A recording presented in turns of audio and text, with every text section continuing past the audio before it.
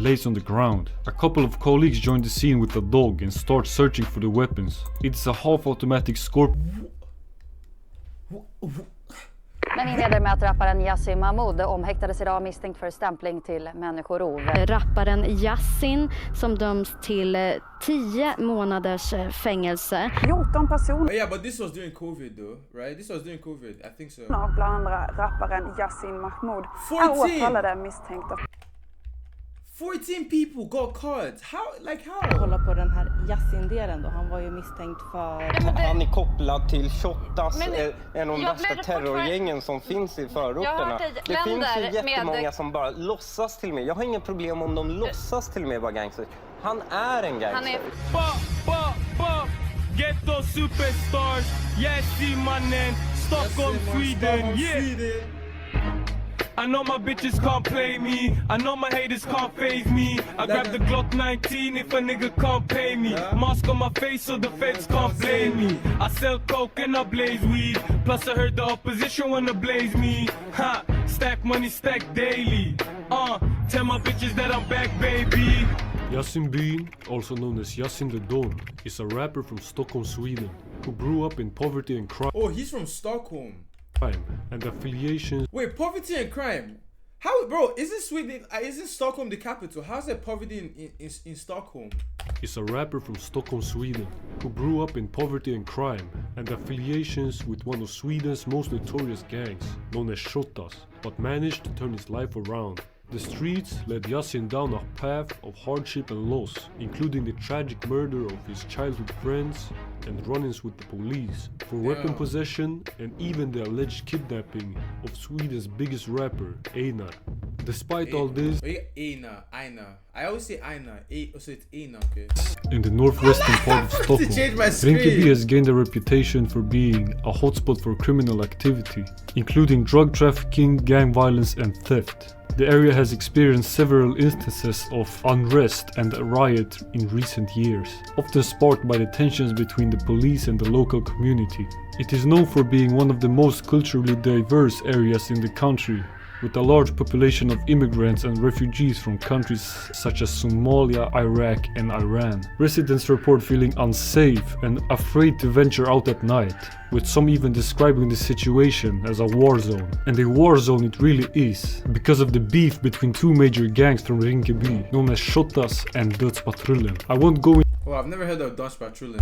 into too much detail about the beef between these two gangs, because it really is a topic for a whole video on its own. But to summarize, the conflict started with the robbery of an exchange office back in 2015, where criminals stole 2 million crowns. Friends of the criminal exchange office back in 2015, where criminals stole 2 million crowns. 2 million crowns? What's like that's you guys' currency? Crowns? Damn. Friends of the criminals were angry that they weren't allowed to participate in the robbery and did not get a share of the loot. So the day after the robbery, a young man called Izzy was murdered by a member of Dödspatrullen. The following day, a member of Dödspatrullen was killed in revenge by Shottas, and since then, the rivalry between the two gangs escalated. So far, the groups have shot at each other on at least 30 occasions, which has resulted in the death of at least 10 people and the wounding of another 4. As I said, this really is a crazy story that I will make sure to talk about in another video, so make sure to subscribe to the channel so you don't miss it. Yasin's journey began at a young age when he took to the streets to hustle to assist his mother at home. Besides this, already at the age of 9, Yasin started writing his own songs. However, it wasn't until he was 15 that his talent started gaining some attention, after he and his friends shared a couple of freestyles on social media. This little bit of attention was enough for Yasin to continue work on his music. Encouraged by the positive feedback, he devoted himself to developing his skills further, and a year later he dropped Trakten Min, a track that instantly went viral and has since become an iconic song in the Swedish rap scene. Have I heard this one? Jag släpper bara dunder, shoutout till kranen. Jag skickar minst 50 sen, jag loggar ut för dagen. Jag sover nästan aldrig, missar ingen krona.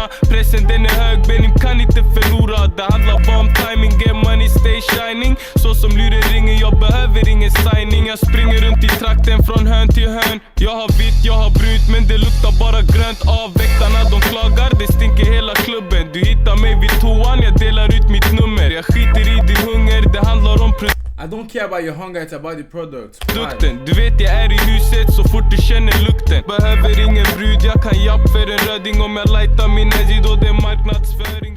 After the success of Trakten Min, Yasin Byn, along with some friends, launched the music collective Byn Block Entertainment. Byn Block obviously referring to Rinkeby. But even though his rap career was looking promising, he was still active in the streets. Yasin continued to release banger after banger, with songs like Chicago and Bon Voyage, until his gangster life caught up with him.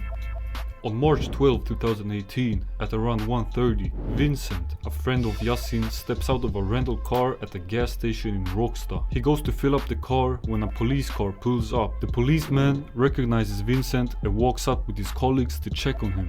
When the police officer starts asking for his personal identification, the right rear door of the car opens and Yasin is sitting there. One police officer stands in the way so that he cannot escape. Then Vincent says something into the car and Faye, another one of Yasin's friends, opens the right rear door to distract the police officer. Vincent flees from the scene, and after him runs the police officer who stood at Yasin's Wait, Yasin ran? Vincent flees from the scene, and after him runs the police officer who stood at Yasin's door. Shit. Yasin takes the opportunity to flee in the opposite Oh damn, this guy actually ran.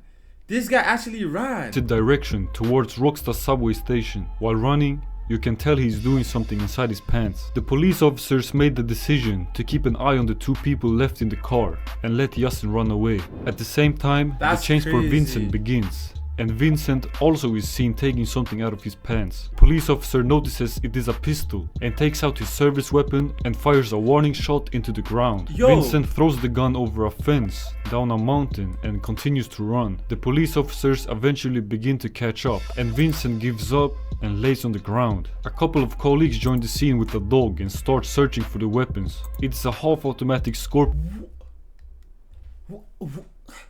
What does he have a... Wait... Bro, I don't even want to know what this is. Model Makarov. Yasin, who fled without being chased, This has is now wild. escaped. But the same dog that found Vincent's gun tracks Yasin, and the police follow Yasin's escape route. The tracks eventually stop at a parking garage in Råcksta. There, according to his own account, Yasin got a ride home from a friend. However, the dog picks up a weapon trace near his escape route near the gas station. Buried in the snow is a Browning 9mm with bullets left in the magazine. When they later looked in the car, they found a jacket and a cap that they later found pictures of him wearing. Vincent is then taken. That's how they caught him? Jacket and a cap that they later found pictures That's crazy evidence. of him wearing. Vincent is then taken to the station and Yasin is now wanted. During that time, he manages to post a picture on Instagram where he mocks the police. After about a month, when the police are conducting an operation against drug trafficking in Rinkeby, a police officer sees Yasin walking alone. Yasin starts running and the police are alerted. Another patrol sees him and chases him and then arrests him in the Rinkeby subway station. Yasin is wearing a heavy bulletproof vest and an empty pistol holster with shoulder straps. At the hearing, Yasin That's what I'm saying, bro. says that he Was this when they arrested him? This was what he was wearing. an empty pistol. That's actually crazy, bro. Niggas really have to like put on like a whole vest to leave their house, bro. That's not good, bro. Cause then, in case they get shot in the chest, bro, this is crazy. Rinkeby subway station. Yasin is wearing a heavy bulletproof vest and an empty pistol holster with shoulder straps. At the hearing, Yasin says that he ran from the police because he was afraid they were gonna shoot him. And when it comes to the pistol, he said that he borrowed the jacket from a guy in England. And this unknown guy apparently had forgotten the pistol in his jacket. The court Bro, what? Bro, how do you forget the pistol in the jacket? in England, and this unknown guy apparently had forgotten the pistol in his jacket. The court does not buy these excuses, and Vincent Poy, who was 18 years old at the time, is 18? sentenced to 1 year and 4 months in prison. And 18. Damn. So how old was Yasin? Yasin is sentenced to 2 years and 3 months. But that isn't the only time Yasin had run-ins with the police. He was also in prison for allegedly helping in the kidnapping of Sweden's biggest artist, Einar. But that is a topic for a whole video on its own that I will make sure to talk about. So make sure to subscribe right now. But anyways, that is it for this video. Thank you for That watching. is wild. Tell me what you think about the video in the comments, and also make sure to subscribe. And I will see you in the next one. That's actually wild. That's actually wild. Wait, hold on. Damn.